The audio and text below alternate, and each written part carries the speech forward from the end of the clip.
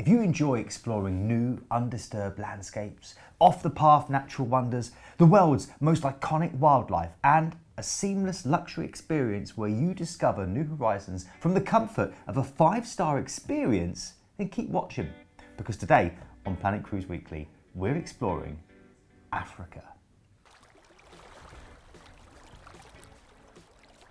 Whether you're a wide-eyed first-timer or a frequent visitor, Africa can't fail to get under your skin. From the tropical rainforests and coastline of Central Africa to the rippling dunes of the Namib Desert, from the signature savannah of the Serengeti to the jagged mountains and green-tinged highlands and green canyons that mark the Great Rift Valley's continental traverse. Now, wherever you find yourself on this big, beautiful continent, Africa has few peers when it comes to natural beauty. And a cruise is now considered one of the best ways to explore this vast continent because it offers the type of seamless logistics and luxury comfort that simply doesn't exist in land-based alternatives. Africa is a vast continent of 50+ immensely diverse nations. Wedged between the Atlantic and the Indian Oceans and capped off by the Mediterranean Sea, it features a generous coastline, and therefore cruises also provide a practical and exciting way of getting acquainted with Africa's rich native cultures and legendary landscapes. A real bonus to African cruising is that you can choose your cruise based on your interests. Now, if you're a nature and wildlife fan, then you might choose the rainforest biodiversity of Madagascar. Or you might want to sync up your sailing to coordinate with safari options in game reserve hotspots like South Africa and Kenya. Beach bums can head for the glorious beaches of the sun-kissed Seychelles or explore the coastal deserts and dunes of Namibia. And foodies can head to South Africa and the legendary wine country outside of Cape Town via the iconic R62. Africa is all things to all people. So, for the purposes of this episode, we have excluded the Mediterranean-facing Northern African ports such as Agadir and Casablanca, mainly because these are regularly visited in Mediterranean itineraries, and we've covered these in some of our Mediterranean episodes. So, follow the link in the description to see some of our top tips on these fascinating locations. Now, it's important to note that here at Planet Cruise, we don't only plan the cruises for you, we tailor-make an adventure to your exact specifications. When you speak to one of the cruise destination experts like myself, you'll find that we specialise in getting the most out of your time away by organising extra hotel stays in your chosen locations before and after your cruise. So we'll start by looking at the best time to cruise Africa. And well, the African cruise season generally runs from October or November through until May. And on either side of that booking window, you're likely to find some lengthier repositioning cruises, which include African ports as a starting or ending point on multi-continent sailings. Now, December and January are particularly busy months for cruises operating out of South Africa.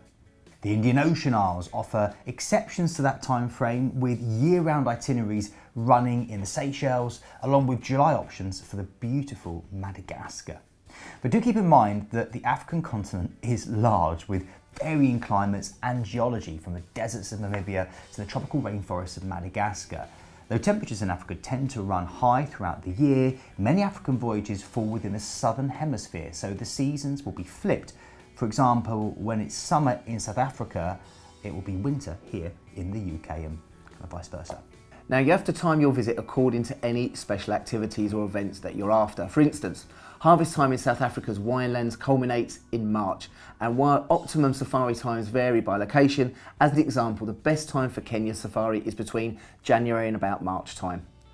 For cruising the Kobe River in Botswana, the dry season between May and November is optimum, when the river serves as a watering hole for a wide array of animals such as lions, hippos, and much more.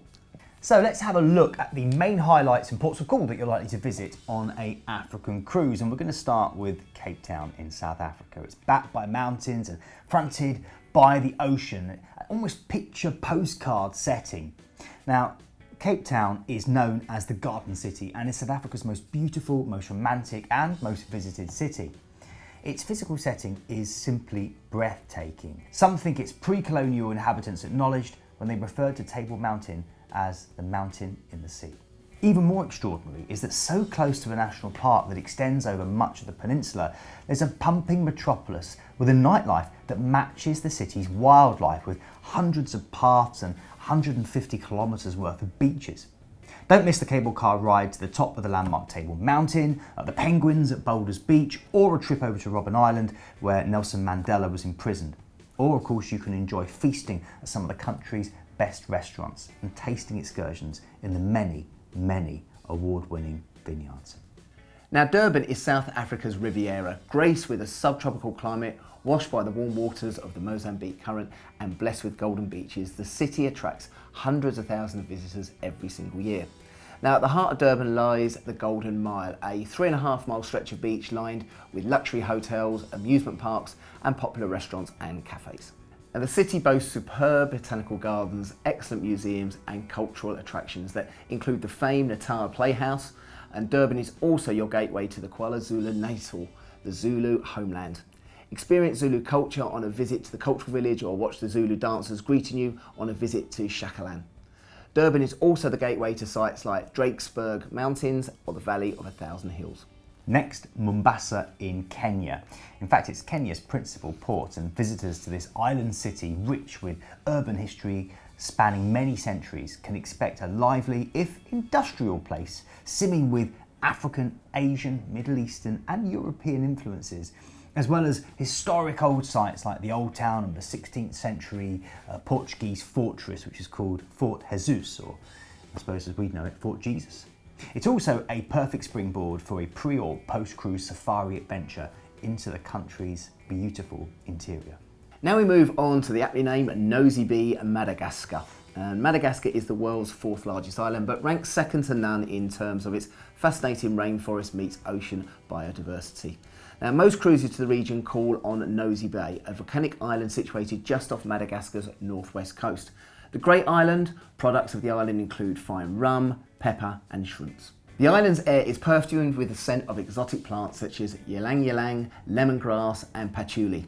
It's a popular but not overrun resort isle with quality hotels, great restaurants, incredible beaches with great snorkeling and diving opportunities and rich wildlife, including lemurs at the protective Loboki Reserve. Next up, one of my favourite places, Mehi in the Seychelles. It's a slice of Indian Ocean paradise and offers a remote retreat set about 1,000 miles from literally anywhere. Blessed with warm, year-round weather and some of the world's most magnificent beaches, Mehi Island is the heart of the Seychelles, which is in total compressed of over 115 different islands.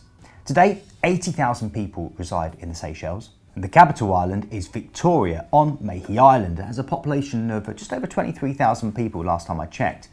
And in fact, Victoria is one of the smallest capital cities in the world. And it's all about sun, surf and sand in the Seychelles. Beach bumming, snorkeling and water sports rank high on the list of activities. And the main island of Mehi is one of the largest and more tourist friendly of the bunch, and it boasts those perfect white sand beaches, turquoise waters and a lush mountainous interior. In fact, most cruisers in the region call there, which is a bonus because it's an absolutely beautiful place.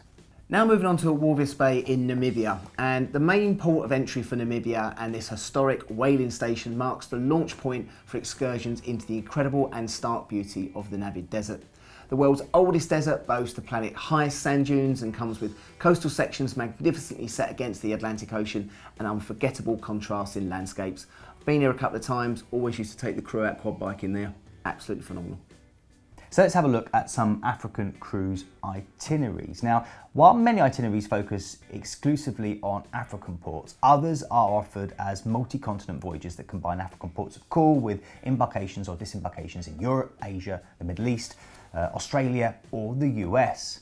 These journeys may be segments of longer world voyages or repositioning cruises, two of those things that we absolutely adore. Now in either scenario, the great distances involved tend to lend to itineraries that easily top out at 20 days or more, so this isn't something you can just go and cover in a week. Many cruise itineraries typically last at least 10 days, and although MSC cruises offer quite a few shorter voyages, many actually run into 2 weeks or longer, although the majority of African voyages are scheduled out of and into South Africa, especially out of Cape Town or Durban. So we're going to break it down a little bit more for you. So let's first of all have a look at repositioning sailings or world voyage segments. Now Africa is visited by numerous cruise lines as segments of the longer world voyages, with cruise lengths of 20 nights plus in these instances commonplace.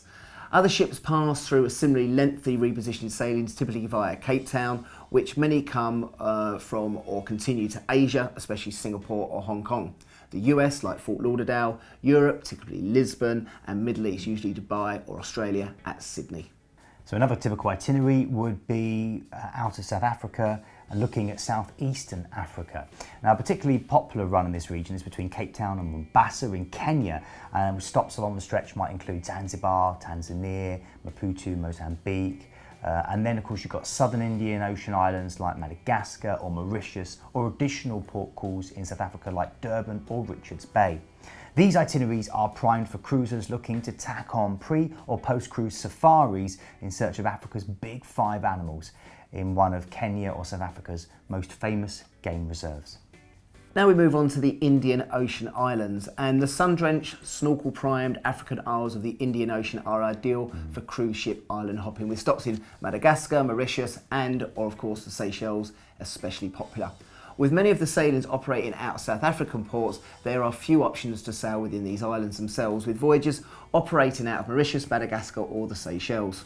Now, if we have a look at South Africa and South West Africa, a handful of itineraries come heavy with South African ports and wind around the southwestern Africa in Namibia, where the treasures of the ancient Namib Desert await. There's also itineraries for Africa's west coast, and most stops to this region typically are scheduled as segments of world voyages or on reposition cruises between Africa and Europe or the US.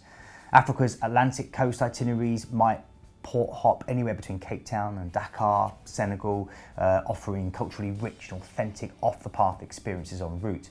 Popular stops include Accra, Ghana, Lomé, Togo, and even the tropical Cape Verde Islands.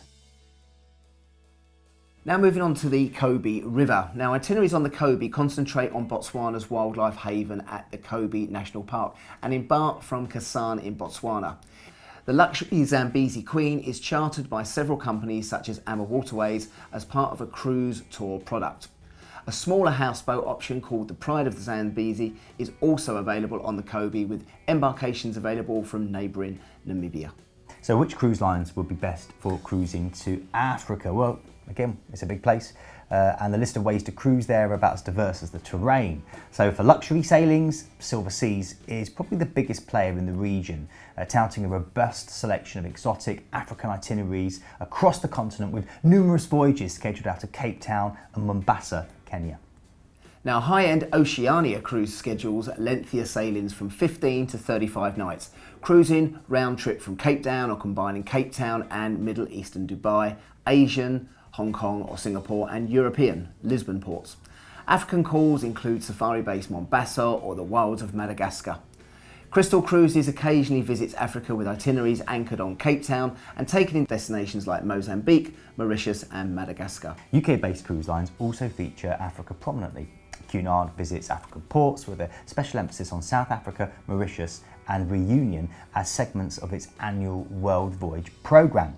As such, itineraries are typically paired with Asia, Australia and Europe and are often 20 nights or longer. P&O Cruises sells a couple of longer African itineraries from around about 19 nights, also as segments of its world voyages. Now, Fred Olsen offers a 14-night Canary Islands and West Africa sailing with stops in Senegal and Morocco, as well as a series of lengthy itineraries from 30 nights upwards, including an epic 76-night around Africa cruise from Southampton to more than a dozen African ports. Voyages to Antiquity feature a series of South African-based itineraries with stops in Namibia, the Seychelles and more.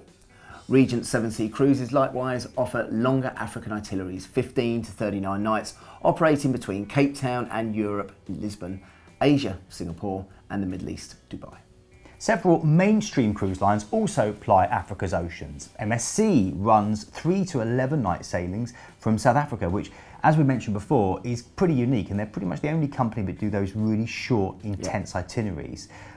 These tend to go from Durban or Cape Town, featured ports in Mozambique, Madagascar, Reunion and Namibia. Costa Cruises also maintains a presence in the region, with African itineraries embarking from Port Louis, which is in Mauritius, focusing heavily on Madagascar. Costa sails to 3 Madagascan ports, while its repositioning cruises also take in the Seychelles.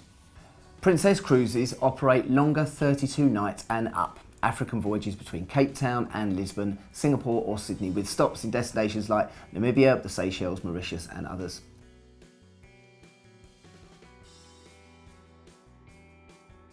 Now, we have said Africa is a long way to go, and many who take the trek don't want to miss out on the epic opportunity to set out in search of the big five on safari. Now, if you can afford the extra time and expense, consider taking a pre or post safari package, accessible best from the ports of South Africa at Durban, Port Elizabeth or Cape Town, or Kenya in Mombasa. And you can speak to him. He's very good at organising those kind Very of things. good. Now, depending on where you travel in Africa, advanced vaccinations or malaria might be recommended. So consult with your doctor ahead of your trip, and again, check your appropriate government websites to help you out. You'll probably want to stick to bottled water once you're on the ground, because tap water in many African destinations is still not safe to drink. Well, we really do hope that we've given you... Oh, I think we've given them plenty. I hope so, yeah. I hope a real taste of the possibilities of Africa. It's huge, there's so many different options available, all of them are incredible in different ways. So go with your heart, speak to someone like Glenn, give us a call, and we'll be happy to make that dream a reality. And if you do have any questions or you have any feedback for us about whether you've been on an African cruise, whether you're planning to go on an African cruise, what you'd like to see us feature next time, get in touch, comment downstairs in the, I say downstairs, but in the comment section below. Downstairs. And let us know what you think. Yeah, downstairs. Comment downstairs. That'll be our new saying on board Planet Cruise Weekly. Thanks very much for watching. Have a great week, and we'll see you again very soon. Cheers, guys. Hi everyone, thanks very much for watching the video. Please don't forget to comment and subscribe below, and remember to click the bell to get those notifications turned on. And if you're looking for more fantastic travel content like this, then click on the videos to the right. It will be really, really informative. Or you can click on the Planet logo to the left and go to our website for some really fantastic deals. Thanks for watching.